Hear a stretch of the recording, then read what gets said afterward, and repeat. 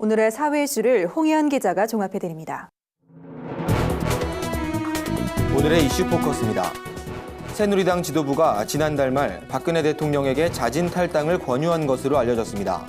지도부는 대통령의 자진 탈당이 당과 본인을 위한 길이라며 박 대통령의 결심을 촉구한 것으로 알려졌습니다. 이는 보수층의 붕괴와 지지율 하락으로 이중고를 겪고 있는 새누리당이 박근혜 대통령의 흔적을 지우고 새롭게 시작해보자는 결정을 한 것으로 보입니다. 새누리당의 이러한 뜻을 전달받은 한광옥 비서실장은 알아서 하겠다며 사실상 거부의 뜻을 밝힌 것으로 전해졌습니다. 북한 18호 수용소의 인권 유린 실태가 처음 공개됐습니다. 탈북 여성인 박금옥 씨는 한 종편 채널에 출연해 수용소에서 탄광 일을 하며 목숨만 겨우 붙어 있을 정도로 구타당한 경험이 있다고 고발했습니다. 박 씨는 1살부터 24살까지 수용소에서 지낸 것으로 알려졌습니다. 특히 배고픔을 견디지 못해 독버섯을 소금에 절여 먹은 산모가 아기에게 젖을 주는 바람에 두 사람 모두 사망한 사례도 있었다는 진술은 경악을 금치 못하게 합니다.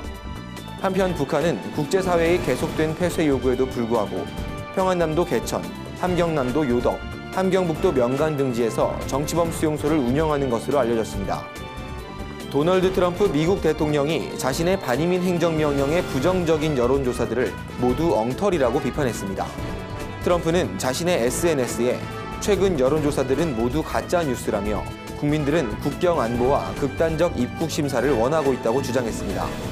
트럼프의 이 같은 발언에 대해 미국 언론들은 특정 여론조사를 지목하진 않았지만 행정명령에 관한 법정 조사를 겨냥한 발언이라고 분석했습니다.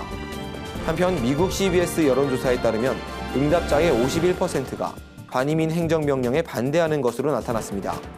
CNN 여론조사에서도 행정명령 지지도가 44%에 그치는 등의 결과가 나왔습니다.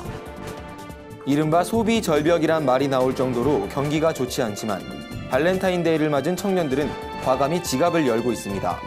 특히 유명 백화점들이 내놓은 프리미엄 상품이 인기를 끌고 있습니다.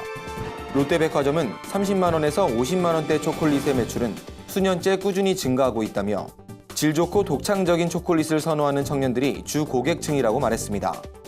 현대백화점에서는 초콜릿과 함께 보석, 자파 등이 들어간 100만 원대 상품의 매출도 증가한 것으로 집계됐습니다.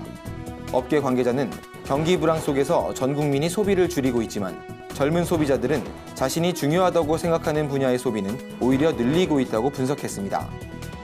앞으로는 선거 당일에도 문자 메시지나 인터넷을 이용한 선거운동이 가능해집니다.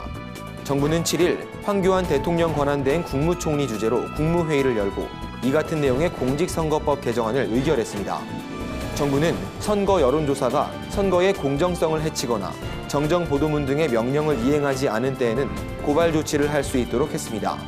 또한 예비 후보자 자격으로는 선박이나 열차, 전동차, 터미널 역사, 종교시설 등에서 명함을 배부할 수 없도록 했습니다. 이와 함께 공무원 신분으로 선거에 영향을 미치는 행위를 한 경우엔 5년 이하의 징역 또는 2천만 원 이하의 벌금에 처하도록 했습니다. VTV 뉴스 홍의연입니다.